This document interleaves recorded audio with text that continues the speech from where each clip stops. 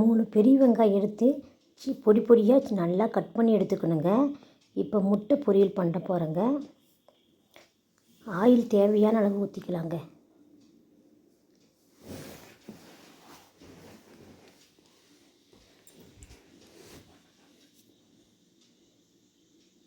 கடுகு உளுத்தம் பருப்பு போடுறேங்க.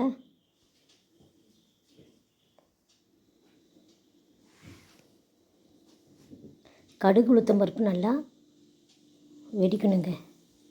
இப்போ பெரிய வெங்காயம் பொடி பொடியாக கட் பண்ணாது இப்போ போடுறேங்க.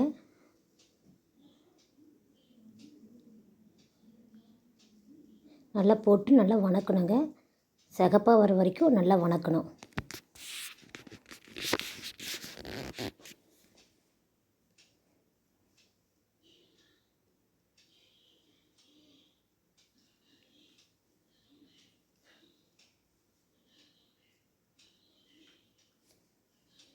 உப்பு சேர்த்துக்கலாங்க தேவையான அளவு.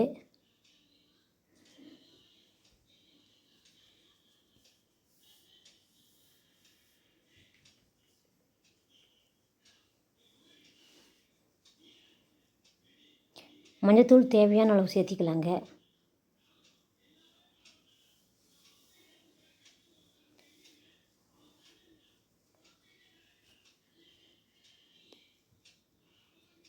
மிளகாய்த்தூள் தேவையான அளவு சேர்த்திக்கலாங்க. போட்டு நல்லா சிகப்பாக வர வரைக்கும் நல்லா வணக்கணுங்க. மஞ்சத்தூள், மிளகாய்த்தூள், உப்பு 3 சேர்த்துருக்குறேங்க. சேர்த்து நல்லா வணக்கணுங்க. அப்போ தான் முட்டை பொரியல் நல்லாயிருக்கும், ருசியாக இருக்கும், சாப்பிட்றதுக்கு டேஸ்ட்டாகவும் இருக்கும்.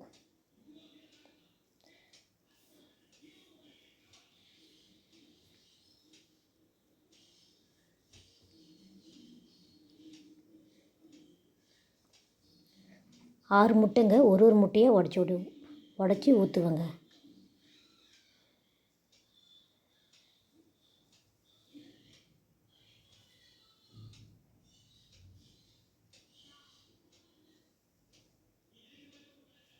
ஆறு முட்டைக்கு பெரிய வெங்காயம் 3 பெரிய வெங்காயம் போட்டால் பொடி பொடியாக நறுக்கி போட்டால் நல்லாயிருக்குங்க.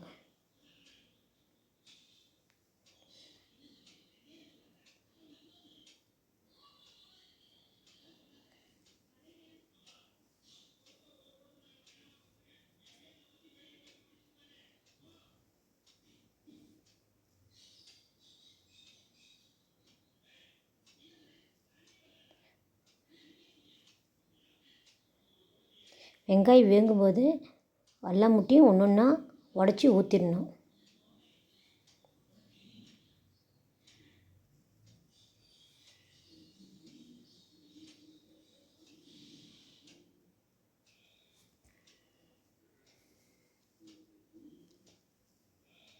போட்டு நல்லா வணக்கணுங்க.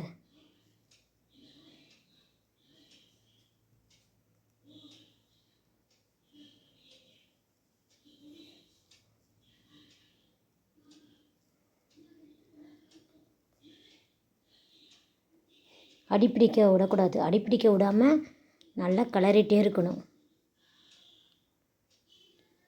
அப்போ தான் நல்லா பொடி பொடியாக வரும், சாப்பிட்றதுக்கு நல்லாயிருக்கும் முட்டை. மூடி வைக்கக்கூடாது.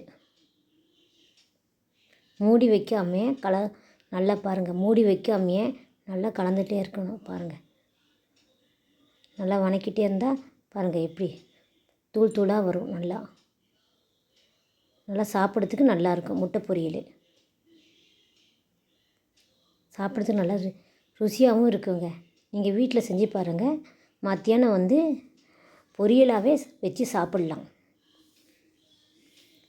இந்த மாதிரி புதன்கிழமை, வியாழக்கிழமை அந்த நாளைக்கெல்லாம் செய்யலாம்.